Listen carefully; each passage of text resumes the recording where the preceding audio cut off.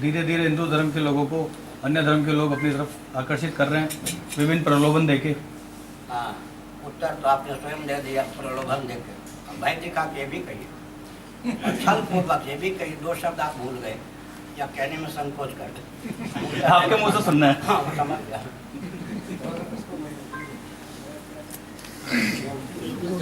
पहले सुनिए,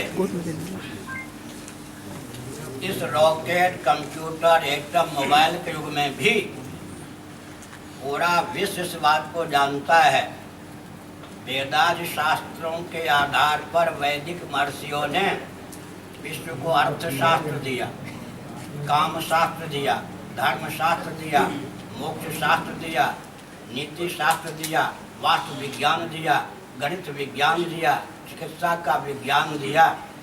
ऐसी स्थिति में हमने एक संकेत किया कि दर्शन, विज्ञान और व्यवहार तीनों धरातल पर सनातन वैदिक आर्य हिंदू धर्म सर्वोत्कृष्ट है। इस रॉकेट, कंप्यूटर, एटम, मोबाइल के युग में भी ऐसी स्थिति में दार्शनिक आधार पर, वैज्ञानिक आधार पर, व्यावहारिक आधार पर कोई भी हिंदू धर्मांतरण को स्वीकार करके पथभ्रष्ट हो जाए, यह संभव नहीं है। समझ गए? हमारी आधारशिला इतनी मजबूत है। फिर स्वतंत्र भारत में धर्मांतरण के कितने प्रकल्प हैं। आपका ध्यान केवल घोषणा पूर्वक जो हिंदू स्वयं को क्रिश्चियन घोषित कर देते हैं उधर है। धर्मांतरण का तो यह 1% केवल अंश है। भारतीय संविधान की 25वीं धारा का मैंने नाम लिया पहले उत्तर में। उस धारा के अनुसार भारतीय संविधान जो बना है स्वतंत्र भारत में, उसके अनुसार जैन, बौद्ध, सिख ये सब के सब हिंदू परिभाषित किए गए। लेकिन छल बल डंके की चोट से, लोभ के चपेट में आकर इन तीनों तंत्रों ने, इनके पक्षधर वोट बैंक के रसिक राजनीतिक दलों ने इनको अल्पसंख्यक घोषित कर दिया। बिना किसी छलबल के ही कलम की नोक से करोड़ों हिंदू भारतीय संविधान की 25वीं धारा की धिज्जी उड़ा करके अल्पसंख्यक बन गए या नहीं? पार्लियामेंट का जो पहले चुनाव हुआ, राहुल गांधी अभी जीवित हैं, बड़ी अच्छी बात है। उनसे पूछिए, कांग्रेस से पूछिए, जैनों के एक वर्ग को उन्होंने अल्पसंख्यक घोषित किया या नहीं?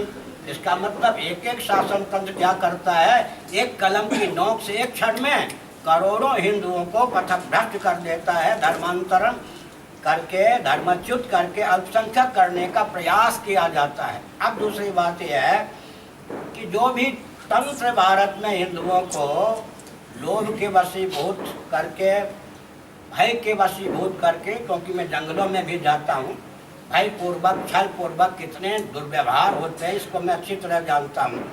नाम एक ले लेता हूँ, जॉन जोसेफ।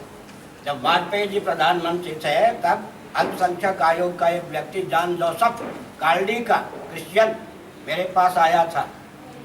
उसने कहा था, महाराज मैं आपसे बात करना चाहता हूँ।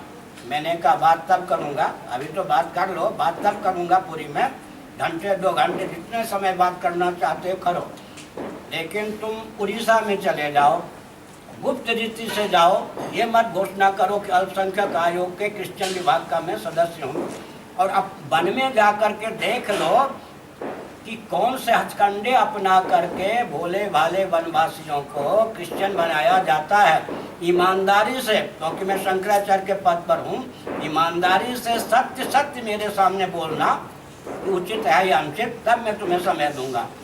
उसने ऐसा ही किया और आकर कहा, महाराज अंग्रेज भी सोच नहीं सकते, मानवाधिकार की सीमा में सारे आचार विचार की धिज्जी उड़ाकर हिंदुओं को जिस ढंग से क्रिश्चियन बनाया जा रहा है, मैं क्रिश्चियन होकर भी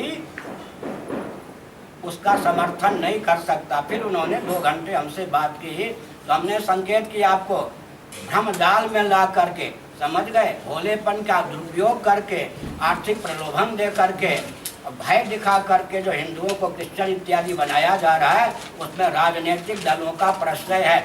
उदाहरण देता हूँ, तालिबान के शासन में गए थे कुछ लोग क्रिश्चियन बनाने, फांसी की सजा दे दी भारत में। फिर मेरे पास बहुत उदाहरण है ना, पंजाब को ले लीजिए, पंजाब में हर युवक कम से कम हाई स्कूल पास या हाई स्कूल फेल होगा, इंटर पास या इंटर फेल होगा, और कम से कम दिन में इतना पौरुष रखता है कि वो 5-7, 2,000, 4,000 कमा लेता होगा।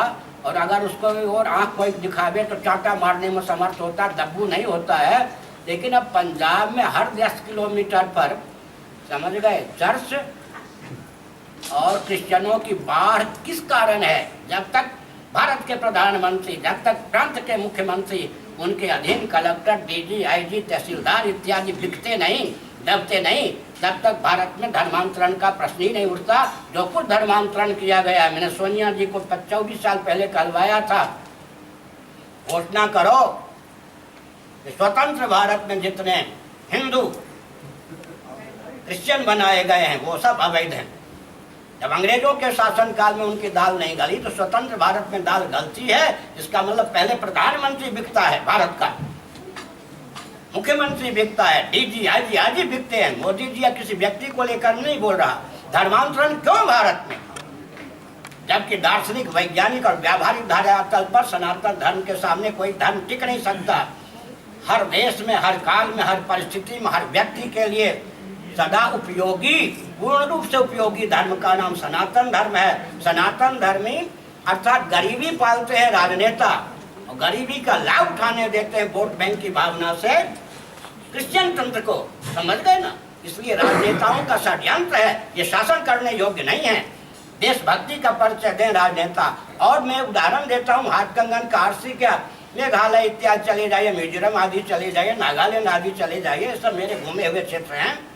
वहाँ अब धीरे धीरे एक भी हिंदू मुख्यमंत्री हो सकता है। जम्मू कश्मीर चले जाइए, वोट बैंक के कारण कहाँ पहुँचा दिया, अभी आपको मालूम है या नहीं?